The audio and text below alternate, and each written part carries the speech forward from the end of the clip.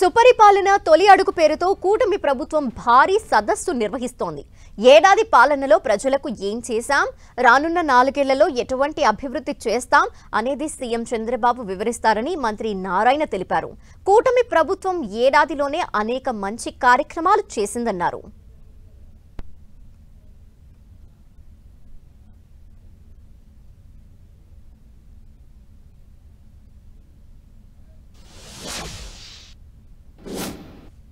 రాష్ట్రాన్ని సీఎం చంద్రబాబు అభివృద్ధి పథంలో నడిపిస్తున్నారంటున్న మంత్రి నారాయణతో మా ప్రతినిధి రవిచంద్ ఫేస్ టు ఫేస్. సుపరిపాలన తొలి అడుగు పేరుతో కూటమి ప్రభుత్వ సంవత్సర వార్షికోత్సవ సభ ఇక్కడ జరగబోతుంది. దీనికి సంబంధించి ఏర్పాట్లన్నీ కూడా ఇక్కడ జరిగాయి. సంవత్సర కాలంలో కూటమి ప్రభుత్వం సాధించిన విజయాలు కావచ్చు, రాబోయే 4 సంవత్సరాల్లో కూటమి లక్ష్యాల గురించి కూడా ఇక్కడ చర్చించబోతున్నారు. అయితే ఈ అంశాలు మనతో మాట్లాడటానికి మున్సిపల్ మంత్రి నారాయణ గారు మనతో ఉన్నారు. నారాయణ గారు, ఎట్లా సంవత్సర కాలంలో మీరు ఇచ్చిన హామీలన్నీ అమలు చేశారా? ఈ సభ లక్ష్యం ఏంటి? ఈ నెల 12వ తేదీ జరగాల్సిందండి, ఎందుకంటే 1 year అయిన సందర్భంగా. అయితే అహ్మదాబాద్లో జరిగిన ఫ్లైట్ ఇన్సిడెంట్ వల్ల దాన్ని పోస్ట్ పోన్ చేసి ఈరోజు యాక్చువల్గా దాని మీద దీంట్లో యాక్చువల్గా ముఖ్యమంత్రి గారు, డిప్యూటీ సీఎం మరియు మంత్రులు, అటు అధికారులు, ఎమ్మెల్యేలు, ఎంపీలు, ఎమ్మెల్సీలు అందరూ పాల్గొంటారు. ఈ 1 yearలో చేసిన అనేక కార్యక్రమాలు, మేనిఫెస్టోలు ఏదైతే ఉన్నాయో మేజర్ యాక్చువల్గా కంప్లీట్ చేశాం. గత ప్రభుత్వం 10 లక్షల కోట్లు అప్పు చేసి వెళ్ళింది. వెళ్ళిపోయేటప్పుడు మేము 10 లక్షలు అప్పు చేసేసాం, ఈ వచ్చిన ప్రభుత్వం ఏమీ చేయలేదు, వాళ్ళ వల్ల కాదు, ప్రజలు కట్టే ట్యాక్సులన్నీ దానికి పోతాయని ప్రచారం కూడా చేశారు. అయినా ముఖ్యమంత్రి గారికి వారికి ఉన్న అపార అనుమతి ఈరోజు ఆర్థిక వ్యవస్థను గాడిలో పెట్టి ఈరోజు ఏదైతే మేనిఫెస్టోలో ఇచ్చామో మెజారిటీ ఒకటి పెన్షన్స్. ఈ రాష్ట్రంలో ఈరోజు 64 లక్షల మందికి పెన్షన్స్ ఇస్తున్నాం. 3,000 ప్రభుత్వ రంగానే 3,000 4,000 చేసాం. వికలాంగులకు 6,000 చేసాం.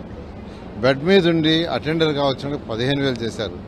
అంతేకాదు మొదటి 3 నెలలకు అరియర్స్ ఇస్తాన్న ప్రకారం 7,000 మొదటి నెలలో వచ్చి ఈ విధంగా 34,000 కోట్ల సంవత్సరానికి పెన్షన్స్. ఆర్థిక వ్యవస్థ అస్తవ్యస్తంగా ఉన్న ముఖ్యమంత్రి గారు మాట చెప్పాం తప్పకూడదని యాక్చువల్గా ఇవ్వటం జరిగింది.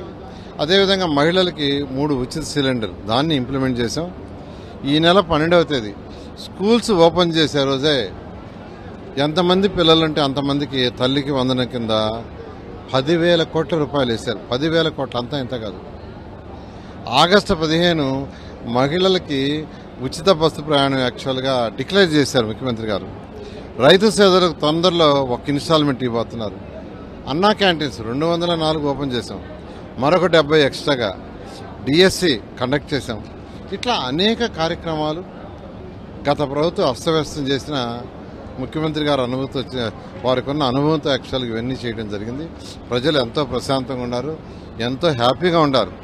అన్నిటికంటే ముఖ్యమైనది 20 లక్షల మందికి ఉద్యోగ అవకాశాలు కల్పిస్తామని చెప్పడం జరిగింది. దానికి తగ్గట్టుగానే యువ నాయకుడు లోకేష్ గారు అనేక దేశ విదేశాలు తిరిగి ఇండస్ట్రీస్ని ఆఫర్ చేయడం జరిగింది. ముఖ్యమంత్రి గారి మీద నమ్మకంతో ఎన్నో ఇండస్ట్రీస్ అగ్రిమెంట్ చేసుకున్నారు. అయితే ఇండస్ట్రీస్ అగ్రిమెంట్ చేసుకున్న వాళ్ళు ఎస్టాబ్లిష్ చేయాలంటే కొన్ని 1 year పడుతుంది, కొన్ని 1.5 years, కొన్ని 2 years, కొన్ని 3 years. కాబట్టి ఇవన్నీ కూడా ప్రాసెస్లో ఉన్నాయి.